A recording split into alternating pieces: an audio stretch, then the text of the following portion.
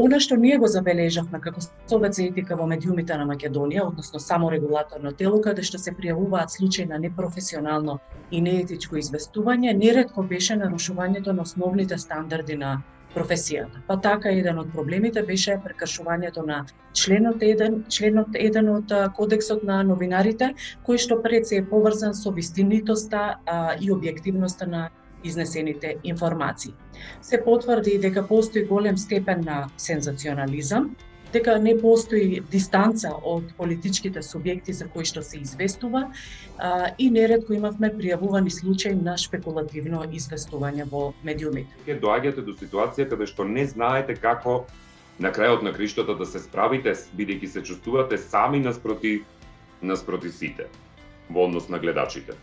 Затоа што одговорноста е голема, колку и да објаснувате што е говор на омраза, колку и да објаснувате колку е тоа погрешно, од каде доаѓа, зошто доаѓа, што представува говор на омраза наспроти слободата на изразување.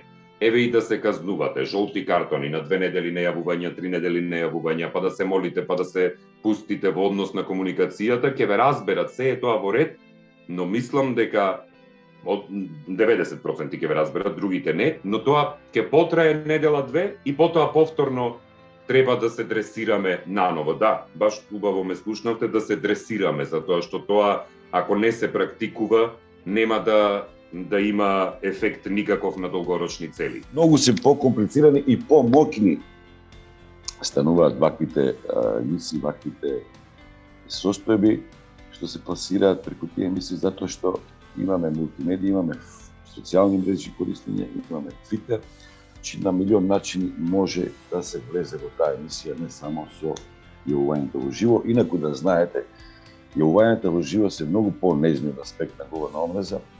Луѓето кои си го слушнат гласот во медиум, имаат пак некоја култура, некоја чувство за одговорност, да знаете, не слушаат. Јас јавно кога настапувам, минувам како кога ќе излезам некаде во град, кога ќе отидам на свадба, минувам како сум облечен, вака јавно настапувам, минувам како зборувам, што зборувам.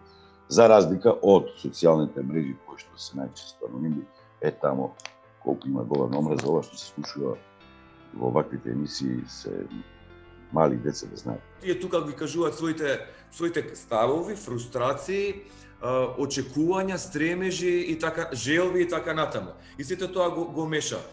И таа предрасуда, тој стереотип, таа фрустрација, ќе речам, од секого од нас, генерално зборувам, се разбира, некој не може да ја контролираат, некој не може да контролираат и избива на површина. И најчесто оди кај нас на етничко ниво, во последно време многу оди на родово ниво, па оди на сексуално ниво, оди на социјално ниво и така натаму и така натаму. Ние немаме таков тип на емисија, зборам на локално ниво, меѓутоа ги модерираме сите коментари кои што се на Facebook, на YouTube, на социјалните мрежи и ги анализираме луѓето кои што коментираат, навредуваат, омаловажуваат и така натаму. Практично се соочуваме со проблем од новите генерации кои што јавно со име и со презиме шират секаков тип на информации, лажни вести, говор на образа, тоа е веќе по дефолт. Уредниците се тие кои што мора да се погрижат да не се објавуваат неточни, погрешни или искривени информации или слики.